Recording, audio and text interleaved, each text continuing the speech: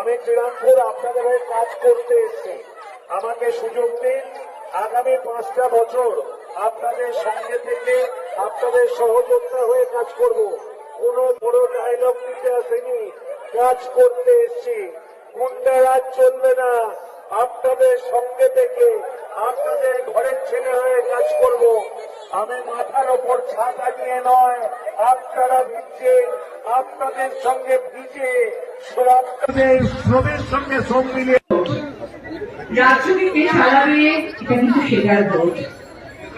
আমাদের সম্মানকে রক্ষা করার, বাঁচিয়ে রাখার ভোট, দিদির পাশে থাকার ভোট।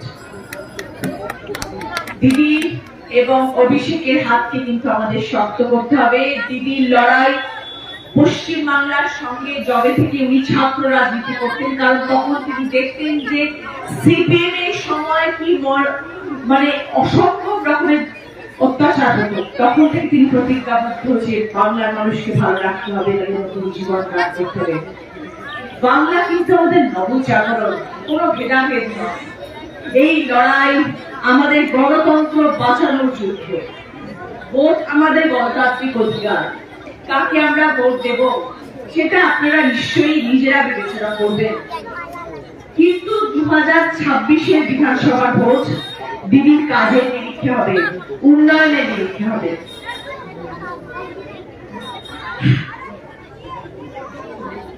হিন্দু, মুসলিম, বৌদ্ধ, খ্রিস্টান সব সম্প্রদায়ের মানুষকে দিদি কিন্তু ভালোবাসা দিয়ে আগলে রেখেছেন।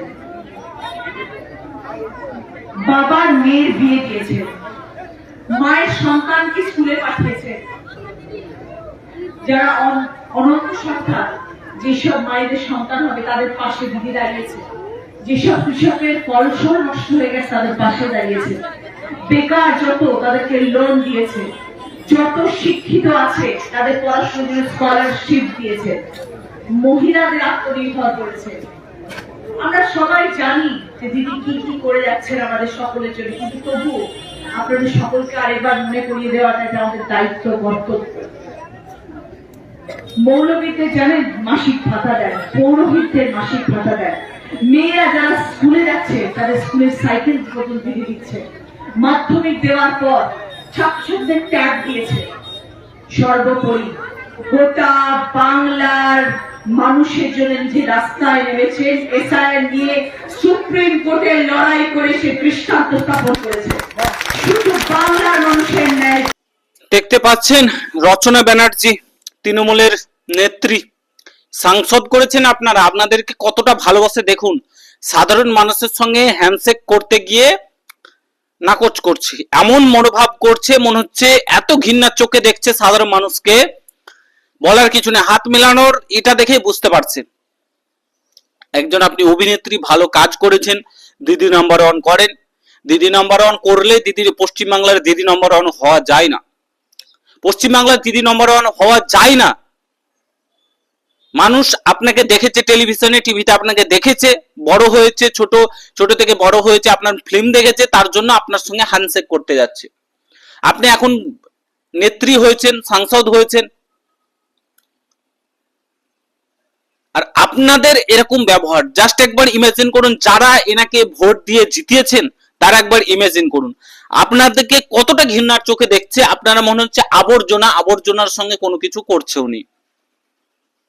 হ্যান্ডশেক করতে এত ঘৃণা এদের, তো এরা কি উন্নয়ন করবে পশ্চিমবাংলার? এরা যেখানে সাংসদ হয়েছে সেখানে কি উন্নয়ন করবে? কিছু উন্নয়ন করবে? এরা তো সবসময় নিজের কথা ভাবে। সাধারণ মানুষকে এত ঘৃণার চোখে দেখছে। সাধারণ মানুষ এত ঘৃণা? পশ্চিমবাংলার মানুষ এত আবর্জনা নাকি? পশ্চিমবাংলার মানুষ আবর্জনা? এইভাবে ঘৃণার চোখে দেখার মানে কি? তাহলে আপনি রাজনীতিতে আসতেন না। এত যদি ঘৃণা আছে আপনাদের, রাজনীতিতে আসতেন না। তৃণমূল কংগ্রেসটাই হচ্ছে এরকম। তৃণমূল কংগ্রেসটাই যতদিন এরা ক্ষমতাতে রয়েছে, যখন ভোট চলে যাবে তারপরে সাধারণ মানুষকে লাথি মেরে তাড়িয়ে দিবে। যেই ভোট আসবে একটু এদিক ওদিক করবে, তারপরে বাস এমন মানে মনোভাব করবে মনে হচ্ছে কে না কে কোথাকার সেলিব্রিটি এমন কিছু করে দিয়েছে, বলার অপেক্ষা রাখে না। আরে পশ্চিমবাংলার মানুষের জন্য তো কিছু করুন, তারপরে এই জিনিসটা, এই ব্যবহারটা করবেন। পশ্চিমবাংলার মানুষের জন্য আপনারা কি করেছেন যে পশ্চিমবাংলার মানুষকে এইভাবে আবর্জনার মতন চোখে দেখছেন, মূল্যহীন ভাবছেন? আর আপনি সেলিব্রিটি মানুষ, আপনাকে দেখার জন্য, দু পলক দেখার জন্য গেছে, হ্যান্ডশেক করার ইচ্ছা হতো, হ্যান্ডশেক করবেন না। এমন খারাপ মনোভাব আপনাদের মধ্যে। আরে এরা রাজ্যের উন্নয়ন করবে? এরা রাজ্যের উন্নয়ন করবে? কি করে রাজ্যের উন্নয়ন করবে? এরকম মনোবৃত্তি থাকলে কি করে উন্নয়ন করবে? ভোটের আগে বলছিল না 2024 লোকসভার আগে রচনা ব্যানার্জি কত ধোঁয়ায় ধোঁয়ায় ফ্যাক্টরি। অশিক্ষিত থাকলে এরকমই হয়, রাজনীতিতে অশিক্ষিত থাকলে এরকমই হয়।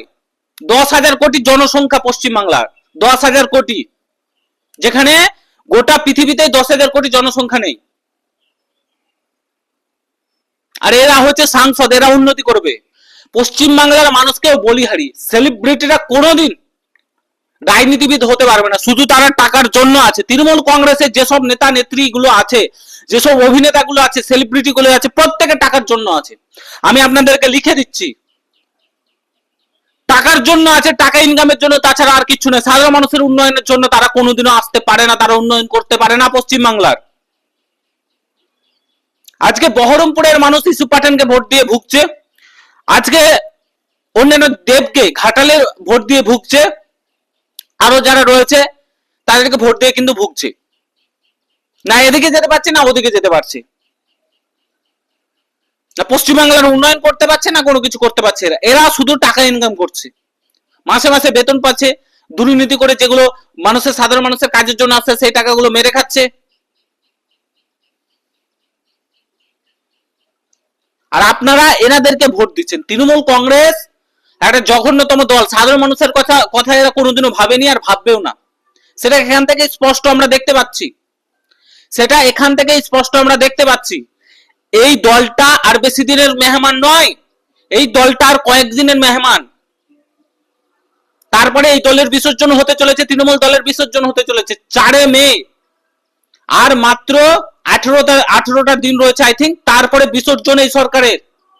নতুন সরকারের আবির্ভাব হবে, বিজেপি সরকারের আবির্ভাব হবে, নতুন সরকার গঠন হবে। এই সরকারের আর 4 মে পর্যন্ত সময়। যত লাফানোর, যত মানুষকে ঘৃণা করার করে নিন, যত মানুষের তীক্ষা করার করে নিন। সাধারণ মানুষের যোগ্য জবাব আগামী দিনে দেবে। 23 এপ্রিল 29 এপ্রিল এর যোগ্য জবাব আপনাদেরকে দেবে। অনেক মানুষ সহ্য করেছে, মানুষের জন্য আপনারা কিচ্ছু করতে পারেননি, বরঞ্চ মানুষের যে কর্মসংস্থান সেটা আপনারা খেয়ে নিয়েছেন। আজকে পশ্চিমবাংলার ছেলে মেয়েগুলো বাইরের রাজ্যে পালাতে বাধ্য হচ্ছে। গ্রাজুয়েট করে, পোস্ট গ্রাজুয়েট করে, মাস্টার ডিগ্রি করে, ডিএড করে, বিএড করে বাইরের রাজ্যে মিস্ত্রির সাথে কাজ করছে, লেবারের কাজ করছে, শুধুমাত্র আপনাদের দয়াতে। আর মমতা বন্দ্যোপাধ্যায়কে শিল্পের কথা বলতে গেলে চপ শিল্প, ঘুগনি শিল্পের কথা বলেন, চপ শিল্প আর ঘুগনি শিল্পের কথা বলেন। একটা রাজ্যের চিফ মিনিস্টার যদি এরকম ধরনের কথা বলেন তাহলে বলার কি আছে আর? রাজ্যের চিফ মিনিস্টার বলছে চপ শিল্প, ঘুগনি শিল্প বেরিয়ে যায়। শিক্ষিত, তাহলে শিক্ষিত করতে হতো না, মাধ্যমিক করে বলে দিতে হতো আর পড়াশোনা করতে হবে না, তুমি চপ শিল্প, ঘুগনি শিল্প করো, আমি তোমাদেরকে কর্মসংস্থান দিতে পারবো না, আমি পশ্চিমবাংলায় শিল্প আনতে পারবো না, তুমি এই কাজগুলো করো। এত পড়াশোনা করে টাকা খরচ করে লাভ কি? লজ্জা লাগা দরকার আপনাদের, আপনাদের লজ্জা লাগা দরকার। যাদের ভোটে আপনারা নির্বাচিত হলেন তাদেরকে আপনি ঘৃণা করছেন রচনা ব্যানার্জি। যাদের ভোটে আপনারা নির্বাচিত হয়েছেন, যার ভোটে আপনি সংসদ হয়েছেন, যার ভোটের দ্বারা আপনি আজকে মাইনা পাচ্ছেন, বেতন পাচ্ছেন, কাটমারি খাচ্ছেন, তাদেরকে এভাবে ঘৃণা করবেন না। তারা সাধারণ মানুষ, তারা খেটে খাওয়া মানুষ, আপনাদের মতন চেটে চাওয়া না, চেটে খাটা না, চেটে খাওয়া না মানুষ না। ওরা দিন আনে দিন খায়, ওরা রোজগার করে, নিজের হাতে পরিশ্রম করে। ওদেরকে এইভাবে ঘৃণা করবেন না। আপনার অসুবিধা ছিল, আপনি হাত মেলাতেন, পরবর্তীকালে সেটাকে অস করে নিতেন কোনো জায়গায় গিয়ে। সেটা না, সবার সামনে এমন মনোবৃত্তি করছে, এমন মনোভাব করছে, বিশাল একটা ব্যাপার ওনাদের। এই নিয়ে আপনাদের কি মতামত জানাবেন ভিডিওর কমেন্ট বক্সে, অবশ্যই জানাবেন।